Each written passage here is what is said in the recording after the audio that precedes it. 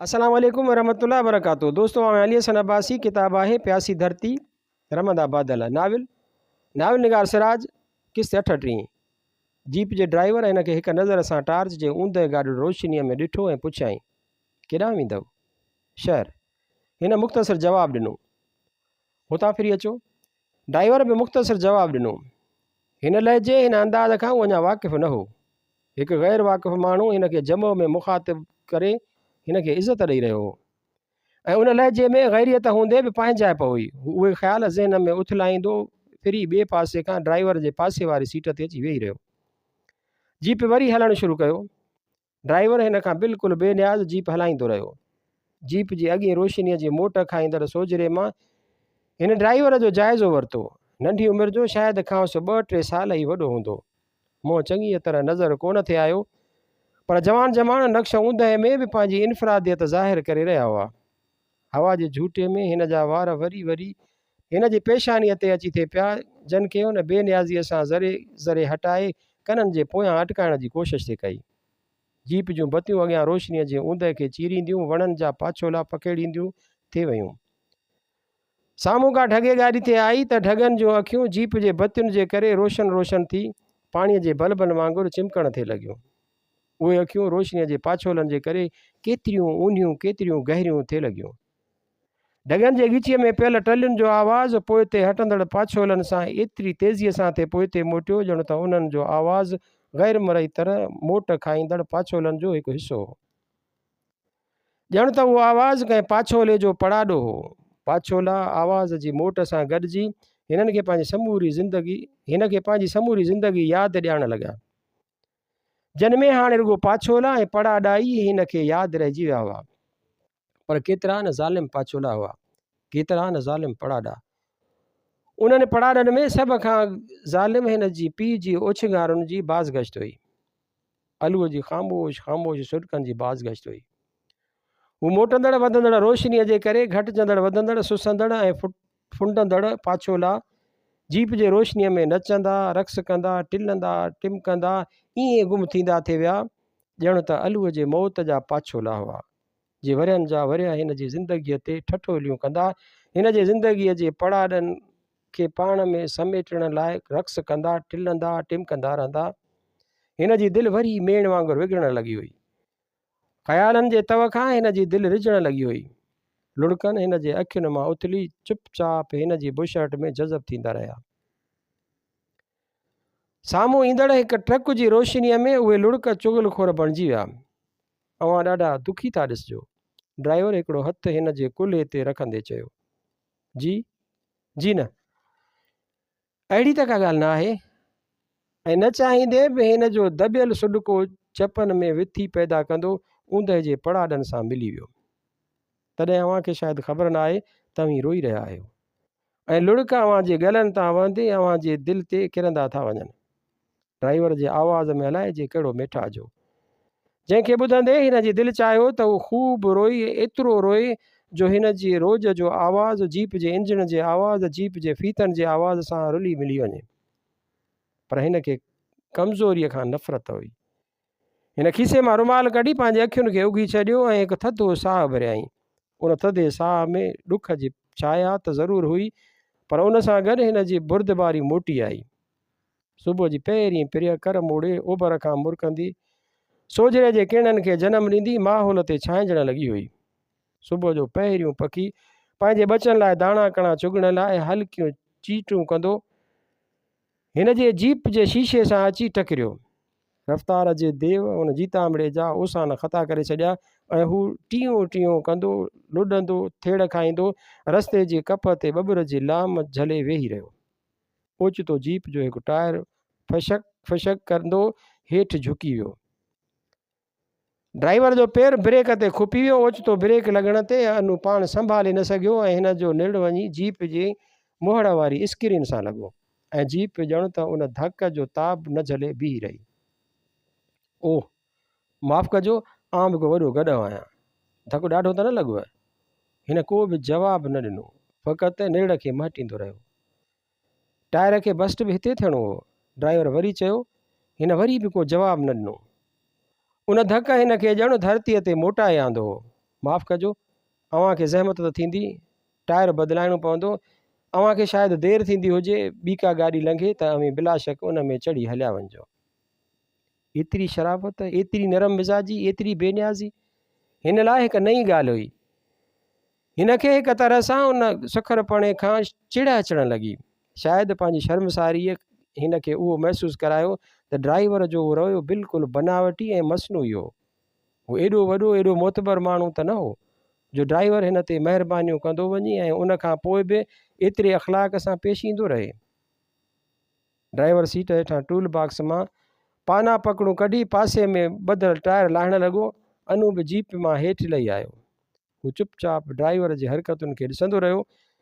Driver नओं tyre लाहे burst थियल टायर हेठां जेक लॻाए उन खे लाहिण में जुंबी वियो। पिर पर पखेड़ींदी सोजरे जा बादल फैलाईंदी वई। हिन पहिरियों भेरो ड्राइवर जी शकिल शबात जो जाइज़ो वरितो। 6 फुट कदावर जवान बदन जो जांठो, खुलियल पेशानी, गहरियूं कारियूं अखियूं, खुलियल पेशानी, संदसि मुंहं में अजीब मासूमियत, अजीब ख़ूबसूरती हुई, तक़रीबन ज़ालुनि जहिड़ी नरमी हुई।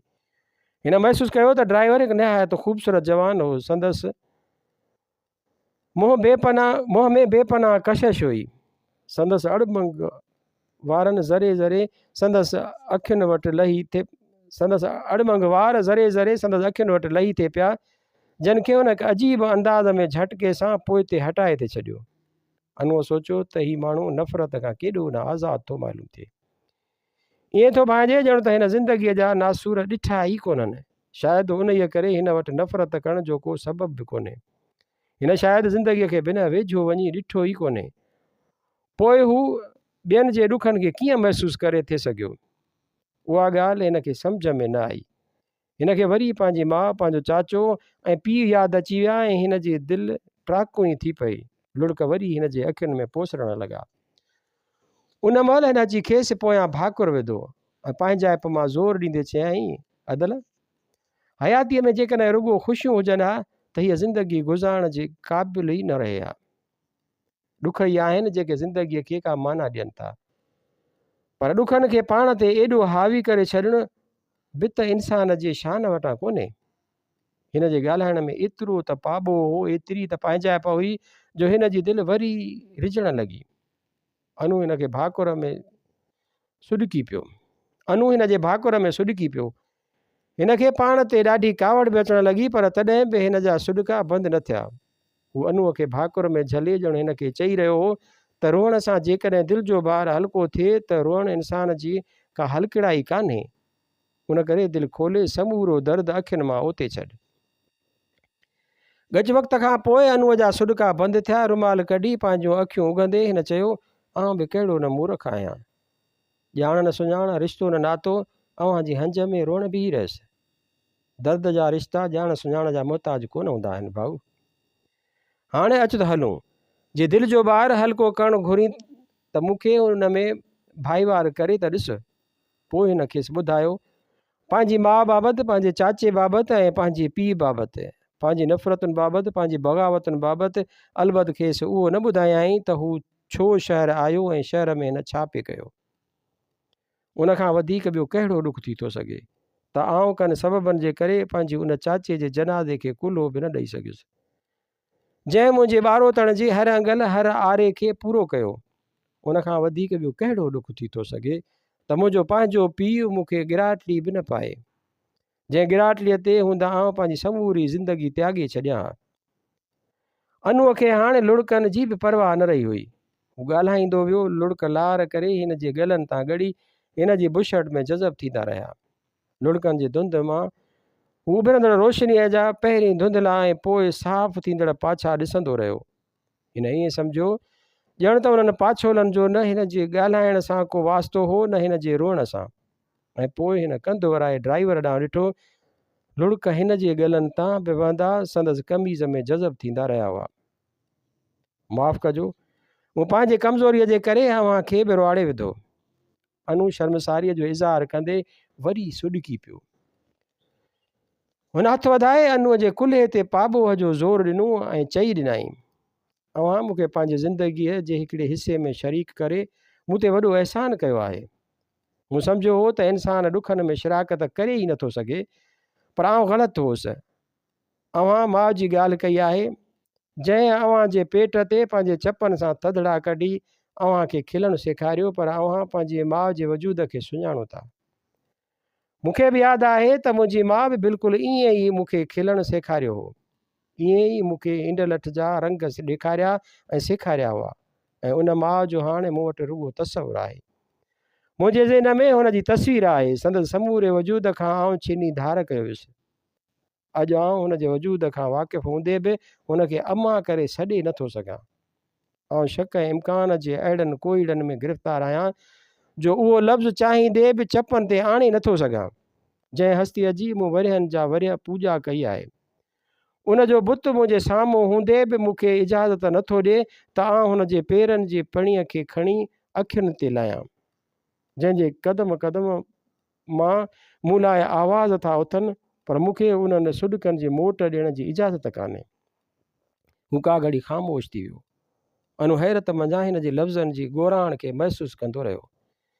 साॻीअ तरह मुंहिंजे ज़हन में पीउ जो बि हिकिड़ो ख़ाको मौजूदु आहे, कुंदड़ मुड़ुसु, जंहिं लाइ चवनि था त कुहाड़ी ऐं बंदूक झड़ण वक़्तु ॼण त 2 फुट वधीक डिघो थी पवंदो हो, जंहिंजी मूंखे रुॻो हिकिड़ी यादगिरी आहे त हुन जे पुठनि ते पखाल या ॻूण हूंदी हुई।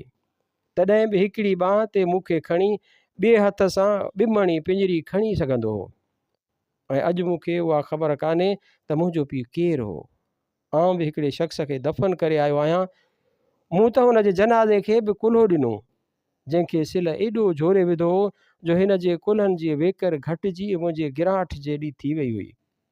ऐं उहो शख़्स मूंखे इशारनि में ॿुधायो वियो त उहो मुंहिंजो पीउ हो, जंहिं पाण मूंखे मुंहिंजो पीउ हुजण जी बिशारत ॾियणु नथे घुरी, शायदि उन करे त मुंहिंजे तसवुर जे शीशे जो महल टिड़की चिकना चूर न थी पवे, जंहिं पंहिंजी पहिरीं ऐं आख़िरी मोहबत खे ॿिए मर्द जे ॿाहुनि में ॾिसी मौत जे सन्हे खां फ़क़ति 2 ॾींहं अॻु उहा दुआ कई त ख़ुदा करे तुंहिंजूं ख़ुशियूं सलामत रहनि, पर आउं ॿी दुनिया में तुंहिंजे ओसीअड़े में जन्नत या जहन्नम जे दरवाज़े अॻियां ईअं बीठो हूंदुसि जीअं तमाची नूरीअ जे ओसीअड़े में हूंदो। अनुअ जी दिलि चाहियो त मोट में हू बि हिन शख़्स जे कुल्हनि में बांह विझी चवे, भाऊ, दर्द जा रिश्ता ॼाण सुञाण जा मुहताज न हूंदा आहिनि। पर उन वक़्तु जीप हिकिड़ी घिटीअ में झटके सां बीही रही। हू हेठि लथो ऐं पंहिंजा लुड़क उघंदे चयाईं, मुंहिंजो नालो सलीम आहे। मुंहिंजो अनु, अनवर, अनु। हू ॿई मुरकी पिया। कमरे में दाख़िल थियण सां अनुअ खे ईअं महसूसु थियो ॼण त हू कंहिं रंगीन दुनिया में लंघी आयो हो।